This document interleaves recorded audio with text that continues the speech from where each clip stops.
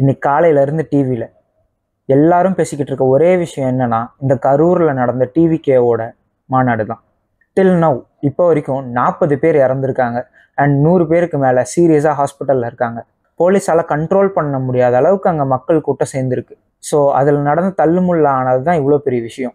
So இந்த incident நடந்த உடனே டிஎம்கேல இருக்கிற அத்தனை மினிஸ்டர்ஸும் அந்த இடத்துல வந்து கேதர் ஆனாங்க. போய் ஹாஸ்பிட்டல்ஸில் போயிட்டு இவங்களே எல்லாத்தையும் போய் பார்த்தாங்க. டிஎம்கே மட்டும் இல்லாமல் ஏடிஎம்கே, நாம் தமிழர், பிஜேபி, இந்த மாதிரி எல்லா கட்சிக்காரங்களும் அங்கே வந்தாங்க. ஸோ இப்படி ஒரு இன்சிடெண்ட்டை யாருமே இது வரைக்கும் எக்ஸ்பெக்ட் பண்ணவே இல்லை.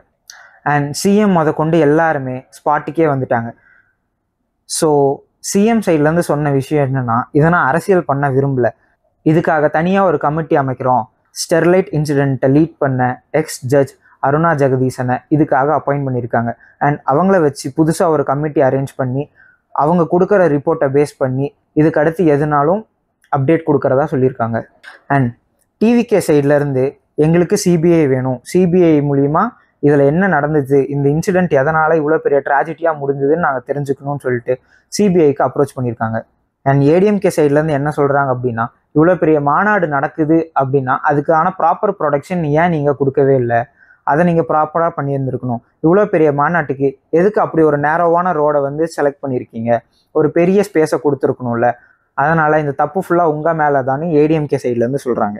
அண்ட் இன்னொரு பக்கம் பிஜேபியோட எக்ஸ்-ஸ்டேட் ஹெட்டான அண்ணாமலை சொல்கிறது, டிஎம்கேவோட எந்த ஒரு மாநாடாக இருக்கட்டும், எந்த மீட்டிங்காக இருக்கட்டும், எதுவுமே ஒரு நல்ல இடத்துல ஃபுல் போலீஸ் ப்ரொடக்ஷனோடு நடக்குது. இதே மற்ற எந்த கட்சிகள் கேட்டாலும் அந்த அளவுக்கான ப்ரிவிலேஜை அவங்க கொடுக்கறது இல்லை, அந்த பெர்மிஷனை அவங்க கொடுக்கறதே இல்லை. ஸோ இங்கே கூட்டத்தை கண்ட்ரோல் பண்ணுற அளவுக்கான போலீஸ் ப்ரொடக்ஷன் இங்கே இல்லை, அதனால தான் இவ்வளோ பெரிய ட்ராஜடி நடந்திருக்குன்ற மாதிரி பிஜேபி சைட்லேருந்து சொல்கிறாங்க. சரி, எல்லாரும் அவங்க கருத்தை வச்சுட்டே இருந்தால் இதுக்கான ரெஸ்பான்சிபிலிட்டியை யார் தான் எடுத்துப்பா அப்படின்னா, அதுக்காக இன்ன வரைக்கும் எந்த ஒரு முடிவும் எடுக்கப்படலை. இது எப்போ தெரியும் அப்படின்னா, ஒரு ப்ராப்பர் இன்வெஸ்டிகேஷனுக்கு அப்புறமேட்டு தான் இதுக்கான கன்க்ளூஷன் நமக்கு கிடைக்கும். அண்ட் இந்த இன்சிடெண்ட்டுக்காக சென்ட்ரல் கவர்மெண்ட் சைடில் இருந்து இறந்தவங்க ஃபேமிலிக்கு 2 லட்ச ரூபாயும், அடிப்பட்டவங்களுக்கு 50,000 ரூபாவும் பிஎம் ஃபண்ட்லேருந்து அலோகேட் பண்ணியிருக்காங்க. அண்ட் ஸ்டேட் கவர்மெண்ட் சைட்லேருந்து இறந்தவங்களுக்கு 10 lakhs அண்ட் அடிப்பட்டவங்களுக்கு 1 lakh, டிவிகே சைட்லேருந்து இறந்தவங்களுக்கு 20 lakh அண்ட் அடிப்பட்டவங்களுக்கு 2 lakhன்னு அலோகேட் பண்ணியிருக்காங்க. பணத்தால் எல்லாமே சரியாயிடுமா அப்படின்னு கேட்டால் கண்டிப்பாக கிடையாது. இவ்வளோ பெரிய இன்சிடெண்ட்டில் குழந்தைகள், பெண்கள்னு நிறைய பேர் அஃபெக்ட் ஆகிருக்காங்க. ஸோ இப்போ நான் சொன்னது எல்லாமே இது வரைக்கும் நடந்த ஒரு விஷயம் மட்டும்தான். சரி, நடந்ததெல்லாம் ஓகே. இப்போ ஒரு சாமானியனா பொதுமக்கள் சைட்லேருந்து பேசினா, விஜய் வந்து ஒரு ஆக்டர், இப்போ அரசியலுக்கு புதுசாக வந்திருக்காரு அண்ட் அவருக்கு மிகப்பெரிய ஃபேன் பேஸ் இருக்குது. ஸோ அவரோட முதல் மாநாட்டுக்கே நான் பர்சனலாக நோட்டீஸ் பண்ணது, வேறு ஊர்லேருந்து பஸ்ஸு பிடிச்சிட்டு போய் அந்த மாநாட்டை பார்த்தாங்க. ஸோ அதுவே அவ்வளோ பெரிய இம்பேக்டை க்ரியேட் பண்ணும்போது இதுக்கு ஏன் அந்த அளவுக்கு ப்ராப்பரான ஒரு ஸ்பேஸை கொடுக்கல?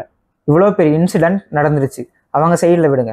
என்னதான் 5 வருஷத்துக்கு ஒரு தடவை எலெக்ஷன் நடந்தாலும், பார்ட்டிஸ் மாறிக்கிட்டே இருந்தாலும், ஆஸ் அ இண்டிவிஜுவல் நம்ம ஃபேமிலிக்கு நம்ம தான் சம்பாதிக்கணும். இப்போ இந்த மாநாட்டில் 40 பேரோட ஃபேமிலியில் யாரோ ஒருத்தர் இறந்துருக்காங்க. அப்போ அந்த ஃபேமிலிக்கு யார் பதில் சொல்லுவா? இப்போ அந்த ஃபேமிலியிலே அந்த இறந்த ஒரு பர்சன் தான் ஃபினான்ஷியலே ஸ்ட்ராங்காக இருக்க பர்சன், அவங்கள டிபெண்ட் பண்ணி தான் மற்றவங்க இருக்காங்கன்ற போது, அப்போ அந்த ஃபேமிலியை இதுக்கப்புறம் யார் வழி நடத்துவா? என்னதான் கவர்மெண்ட்லேருந்து ஃபண்ட்ஸ் வந்து கொடுத்தாலும் அந்த ஃபண்ட் அவங்க இல்லாத இடத்த நிரப்பிடுமா? ஸோ அவங்கள தாண்டி பீப்புளான நமக்கும் ரெஸ்பான்சிபிலிட்டிஸுங்கிறது இருக்கணும். புதுசாக தொடங்கப்பட்ட கட்சிக்கு எதுக்காக இவ்வளோ பெரிய கூட்டம்?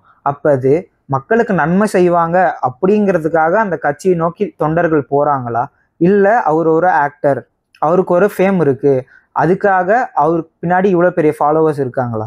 இதை பற்றி பேசினா செல்ஃப் டிசிப்ளின், சிவிக் சென்ஸ், இது எல்லாத்தையுமே நம்ம தெரிஞ்சுக்கணும். So be responsible. முதல்ல ஃபேமிலி, அப்புறம் தான் அரசியல். எதாக இருந்தாலும் நான் சொல்கிற கருத்து நிறைய பேர்த்துக்கு பிடிக்காமல் இருக்கலாம், பொருந்தாமல் இருக்கலாம், பட் யோசிச்சு பாருங்கள்.